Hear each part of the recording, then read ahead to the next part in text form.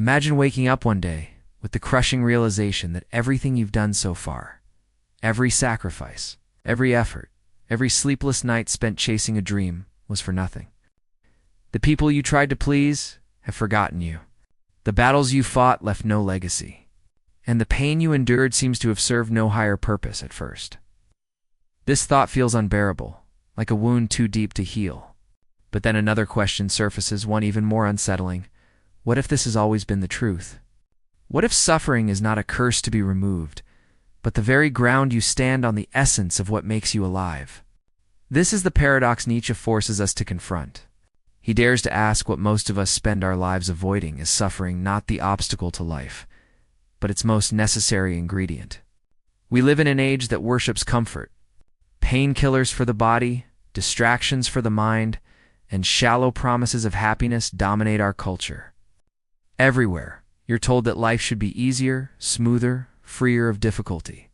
Yet the moment you strip away the struggle, the discomfort, the hardship, you also strip away the very conditions that allow strength, creativity, and meaning to be born. Think about it. Would courage exist without fear? Would resilience exist without loss? Would greatness exist without the torment of failure pressing down on those who seek it? And yet, most people spend their days running from discomfort, as though life's ultimate goal is to arrive at a pain-free existence. They work jobs they despise, not out of love for creation, but to afford distractions that help them forget the silent dread inside. They medicate away their anxiety, drink away their sorrow, scroll endlessly to escape the emptiness that greets them in silence. But what if the very thing you're trying to escape is the doorway to your transformation? Nietzsche saw suffering not as an enemy, but as the crucible through which all greatness emerges. To him, pain was not a defect in life, but its raw material. Without suffering, there is no strength. Without struggle, there is no growth.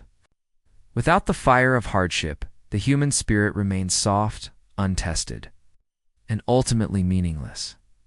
Yet here lies the unsettling contradiction. If suffering is necessary, why does it feel so unbearable? Why do we instinctively recoil from it, curse it, and demand explanations for its presence? Why does the mind search desperately for comfort, while the soul quietly hungers for challenge? Consider the story of anyone who has ever risen above mediocrity: artists, philosophers, warriors, inventors. Their greatness was never born from comfort. It was forged in moments of despair, loneliness, humiliation, and loss. They bled, they broke, and yet they rose stronger precisely because of the weight they carried. So the great question confronts you directly. What is the role of your suffering?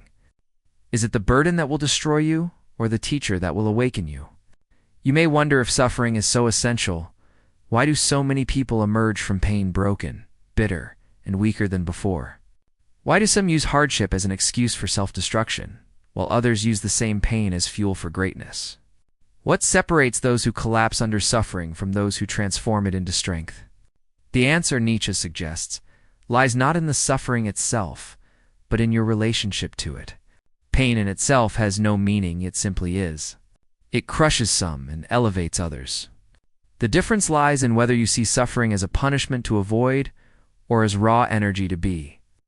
Transfigured.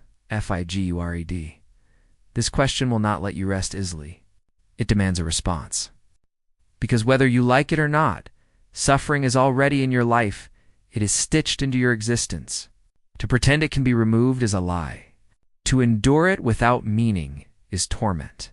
The only real choice is this: will you let suffering break you, or will you learn to turn it into strength? And so the stage is set.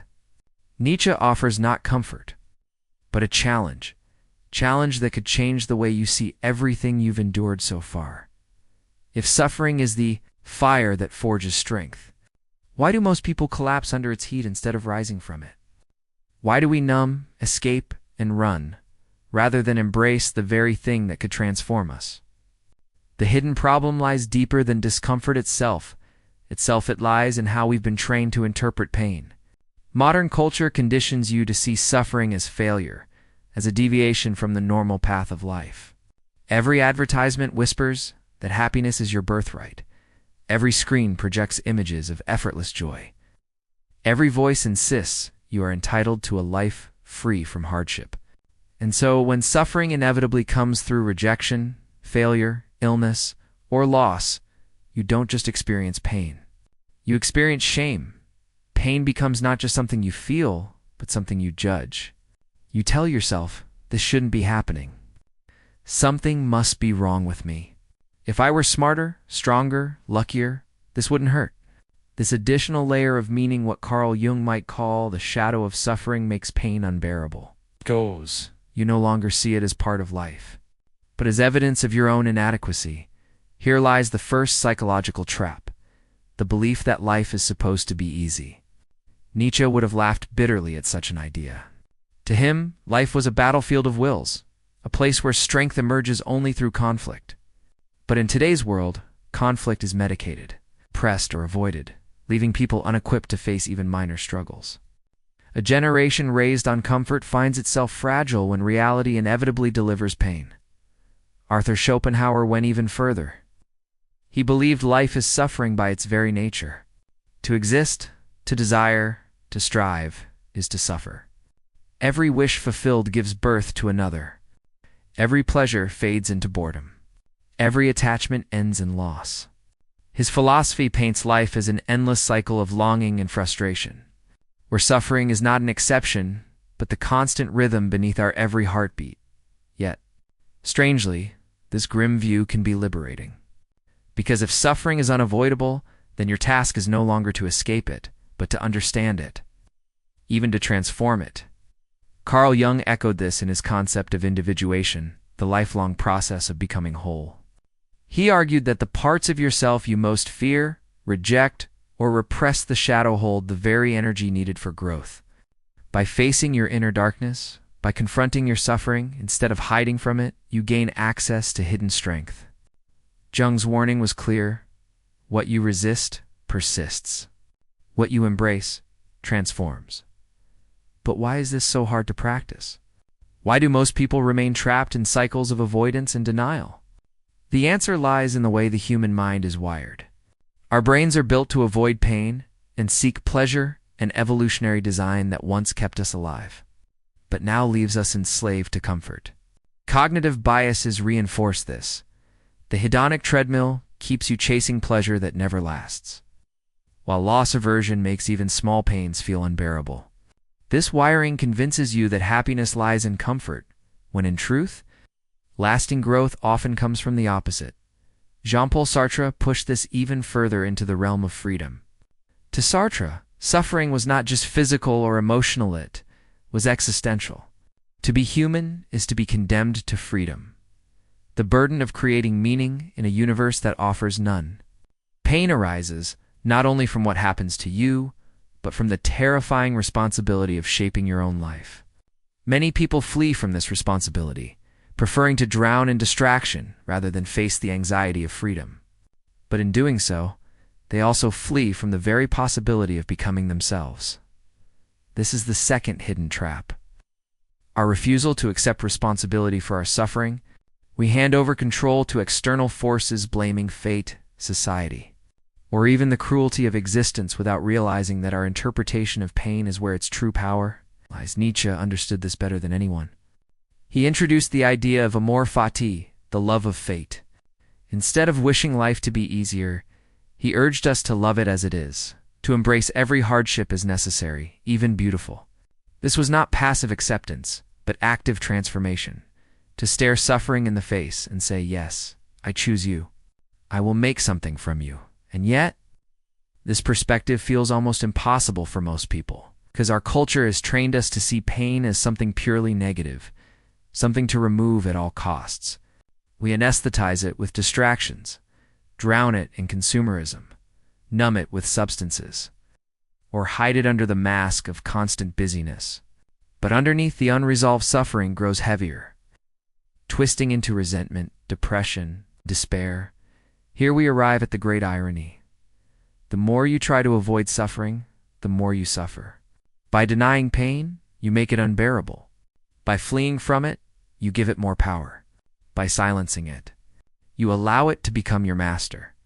The hidden problem, then, is not suffering itself, but your interpretation of it, your refusal to face it. Your instinct to run when the only real path forward is through, which leaves you with the haunting question. If suffering is inescapable, and if avoiding it only deepens the wound, then what happens when you stop running? What new strength could emerge if you dared to confront your pain instead of numbing it? This is the turning point Nietzsche invites us to consider. He does not ask you to endure suffering passively, like a victim of fate. He asks something far more radical, something terrifying, and yet deeply empowering, to transform suffering into strength, to forge meaning from the fire, and to create yourself anew. But before we can explore how, we must first uncover the unseen consequences of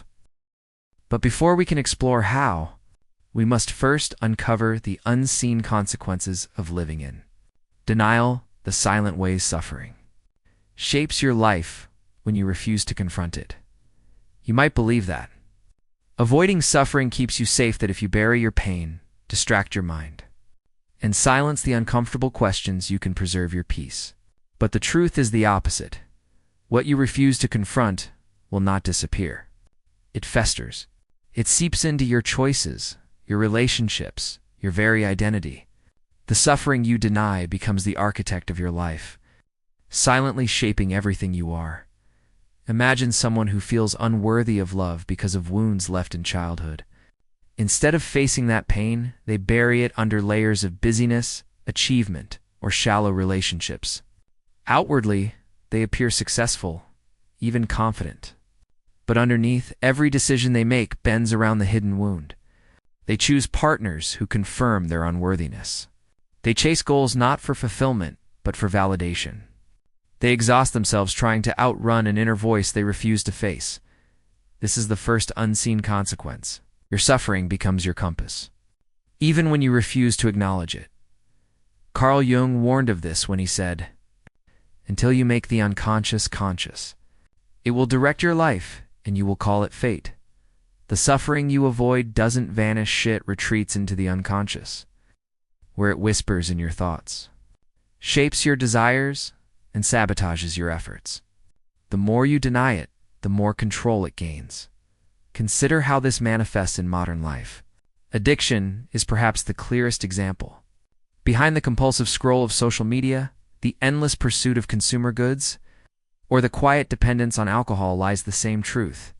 People are not addicted to pleasure, they are addicted to escape. They are running from suffering, loneliness, emptiness, inadequacy, and the very attempt to numb that suffering deepens it. What begins as distraction becomes dependence, and what was meant to protect becomes a cage. The second unseen consequence is even darker. Avoided suffering transforms into resentment.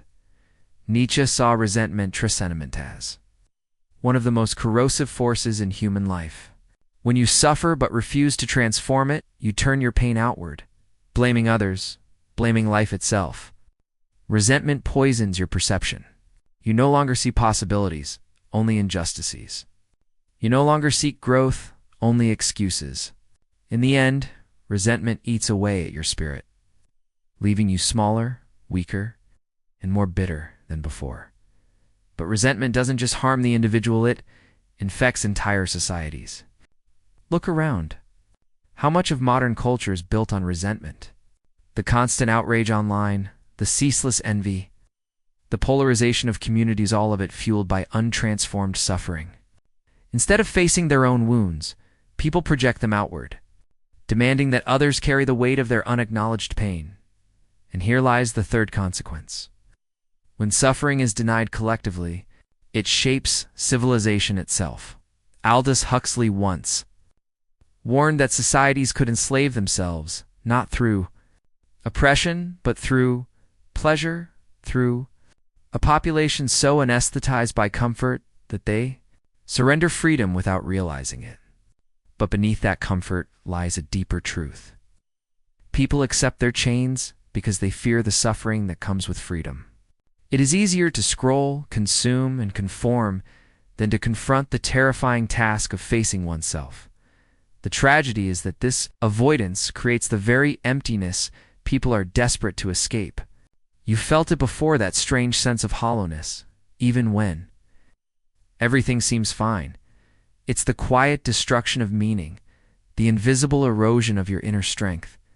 This emptiness is not the absence of suffering, it is the result of refusing to face it. Neurologically, this makes sense. Studies in psychology reveal that emotions suppressed over long periods don't disappear. They remain in the body, resurfacing as anxiety, depression, or even physical illness. Trauma unacknowledged becomes trauma embodied. Your nervous system remembers what your conscious mind denies, so the unseen consequence is everywhere. Individuals numbing themselves. Relationships suffocating under unspoken wounds. Societies collapsing into resentment and distraction. All because we treat suffering as something shameful, something to escape. Rather than the raw material for transformation, think of the paradox. Suffering avoided becomes suffering multiplied. The more you flee from it, the more you become defined by it. Like a shadow that grows longer, the more you run from the light. Your pain expands when left unacknowledged. And this is where Nietzsche's challenge grows sharper. He does not soften the blow with promises of comfort. He exposes the truth. To deny suffering is to deny life itself. For in every avoided wound lies not only pain but potential. Every moment of despair carries within it the seed of creation. Every rejection, every loss, every heartbreak is a test of whether you will collapse into resentment or rise into strength. Ask yourself, how much of your life has been shaped by pain you never faced? How many choices have you made, not from freedom, but from fear? How many dreams have you abandoned because of wounds you refuse to confront? The consequences are already here, and they are not abstract. They live in your body, your relationships, your culture. The question is no longer whether suffering will shape you, but how. Will it remain an unseen master, or will you bring it into the light and claim its power as your own? This realization pushes you toward a breaking point. You can no longer pretend suffering is avoidable, nor can you deny its destructive consequences when left untransformed. The next step is inevitable: to rebel. To refuse to live as a victim of your pain. To confront the fire, not as punishment, but as possibility. But rebellion requires a shift so radical it feels almost impossible, a reversal of everything you've been taught to believe. It demands that you stop running, turn around, and walk into the very storm you've avoided all your life. Imagine standing at the edge of a storm. For years, you've run from its dark clouds, hiding in distractions, burying yourself in comfort. But now, there is nowhere left to run. You realize the storm isn't chasing you, it has always been inside you. And suddenly, Nietzsche's challenge echoes louder than ever: do not flee. Enter the storm. Become stronger because of it. This is the rebellion. Not against society, not against fate, not even against suffering itself, but against the lie you've been told all your life, that suffering is only destruction. The rebellion begins when you decide to invert the meaning of your pain, to stop asking, why me? And start declaring, because of this, I will rise. But how do you begin? How do you take the same pain that has haunted you and transform it into strength? The first step is acceptance, but not the shallow kind preached by self-help cliches. Acceptance here means looking at your suffering with clear, unflinching eyes and saying, yes, this is mine. This is part of my life. I will not pretend otherwise. Carl Jung believed that healing begins when we confront the shadow, the repressed, painful parts of ourselves we try to hide. By turning toward what we fear, by entering the places within us we least want to explore, we recover the fragments of strength hidden in darkness. Jung warned, one does not become enlightened by imagining figures of light, but by making the darkness conscious. So the rebellion begins by refusing to lie to yourself. No more masks. No more distractions. No more blaming the world for wounds you haven't faced. Instead, you sit with the discomfort. You name it. You let it breathe. And in doing so, you reclaim the power it held over you. But acceptance is only the beginning. Nietzsche's philosophy demands something even bolder: transformation. He offers the image of the Bermensch, the one who rises above herd mentality, creates meaning rather than waiting for it, who turns suffering into fuel for greatness. This is not a call to arrogance, but to creativity. The Bermensch does not eliminate suffering. He uses it to forge a new self, a new vision, a new destiny. To live this way requires a radical shift in perspective. Where most people see loss, you must see opportunity. Where others see despair, you must search for strength. Every rejection becomes a lesson in resilience. Every heartbreak becomes a deeper understanding of love. Every failure becomes proof that you dared to try where others remain silent. Think of the great artists, philosophers, and leaders who reshaped history. Their brilliance was not born in comfort, but in catastrophe. Dostoevsky wrote masterpieces after years of imprisonment and near execution. Viktor Frankl, surviving the horrors of Auschwitz, discovered that meaning could be found even in the depths of suffering. Their pain did not destroy them. It carved them into something greater. Your rebellion, then, is not just survival. It is creation. You take what tried to break you and turn it into the foundation of who you become. But there is another dimension to this rebellion, Amor, Fati, the love of fate. Nietzsche did not merely suggest enduring suffering, he dared us to love it. To look at every hardship, every scar, every heartbreak and declare, I would not erase you. I would choose you again. At first, this feels impossible. How can anyone love their pain? How can you embrace the moments that shattered you? But this is where the true transformation lies. By loving fate, you no longer see suffering as an interruption of life, you see it as life itself. Every blow becomes sacred. Every wound becomes a reminder that you are alive, that you are becoming. This rebellion is not without risk. It demands courage that most will never summon. It asks you to abandon the safety of victimhood, the comfort of blaming others, the ease of running away. It asks you to stand naked before life and declare, strike me, I will not break. I will rise stronger. And here is the paradox. Once you make this shift, suffering loses its power over you. What once seemed unbearable becomes fuel. What once felt meaningless becomes the very source of meaning. The storm you feared becomes the wind that lifts you higher. But rebellion is not a one-time act. It is a way of life. Every day you are asked to choose to numb yourself or to confront, to run or to rise, to break or to transform. Every moment of suffering carries with it the possibility of becoming more than you were before. Ask yourself, what pain have you been running from? What storm have you refused to enter? What would happen if you turned toward it instead of away? The rebellion begins the moment you stop asking life to be easy and instead ask yourself to be strong. It begins when you stop wishing for less suffering and instead demand more courage. It begins when you decide that nothing, not failure, not loss, not despair, will rob you of the chance to become. And in that decision, something extraordinary happens. You discover freedom. Not the shallow freedom of comfort, but the profound freedom of strength, the freedom to look suffering in the face and say, you will not define me. I will define myself. This is the path Nietzsche laid out. Not a promise of happiness, but a challenge of greatness. And it leads us to the final, ultimate truth, the realization that transforms not only how you see suffering, but how you see life itself.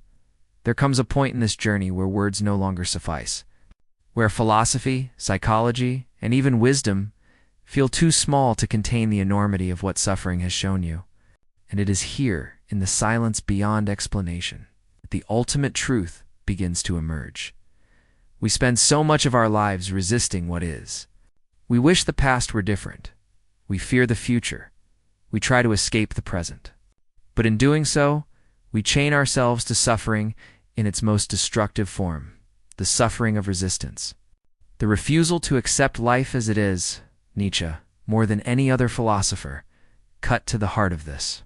He asked a question that still shakes the soul. What if a demon crept after you into your loneliest solitude and said, this life, as you now live it and have lived it, you will have to live once more and innumerable times more? This was Nietzsche's idea of eternal recurrence, the thought experiment that forces us to confront the deepest question of existence. Would you curse the demon, or would you embrace him? Think about it. If you had to live your life exactly as it is, every mistake, every heartbreak, every disappointment, again and again for eternity, could you say yes? Could you affirm not only the joy, but the agony? Could you embrace the whole of existence without demanding it be otherwise? This is the ultimate truth. To live as though you would gladly repeat your life forever, not despite your suffering, but because of it. To affirm existence in its totality, scars and all. To reach the point where you not only endure suffering, not only transform it, not only love it, but you welcome it as essential. Most people cannot do this. They remain trapped in resentment, clinging to the fantasy that life should be easier, that suffering should be less. They bargain with fate, begging for mercy. But Nietzsche challenges us to rise beyond this weakness, to look at life in its rawest, harshest form and declare, yes, again and again, I would choose this life. Why? Because in that moment, you reclaim everything. Suffering no longer owns you. Fate no longer terrifies you. You become free not because life is easy, but because you no longer demand that it be. This is what Nietzsche meant when he spoke of the highest form of strength. Not the strength of muscles, not the strength of power, but the strength of affirmation. The strength to say yes to life in its entirety. And notice what happens when you live this way. Fear loses its grip because you no longer fear pain or loss. Regret dissolves because every choice, even the mistaken ones, becomes part of the eternal yes. Despair fades.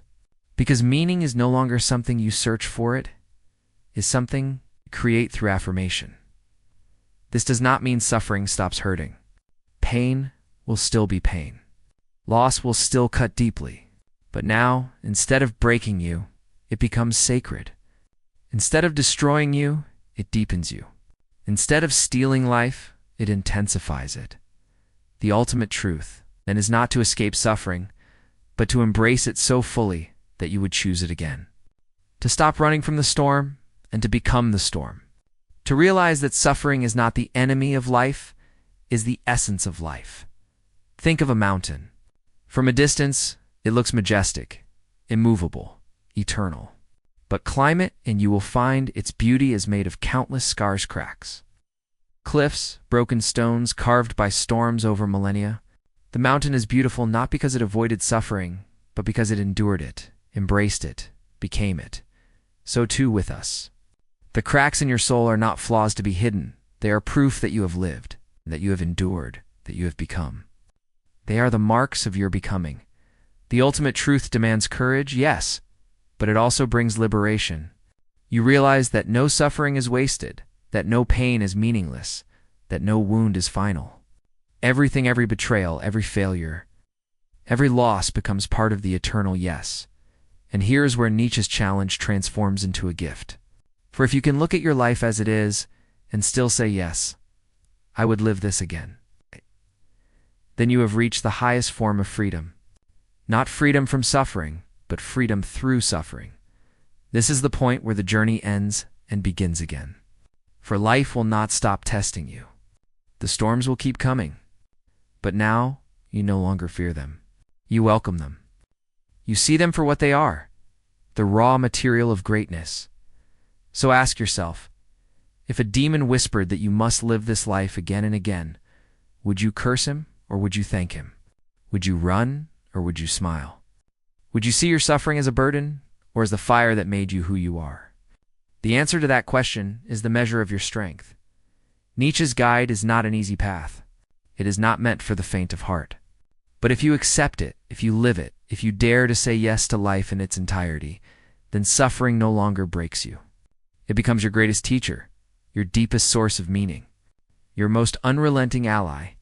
And when you finally arrive at this truth, when you no longer beg for a different life, but embrace the one you have, you discover that you are unshakable. The storm is no longer outside of you. The storm is you.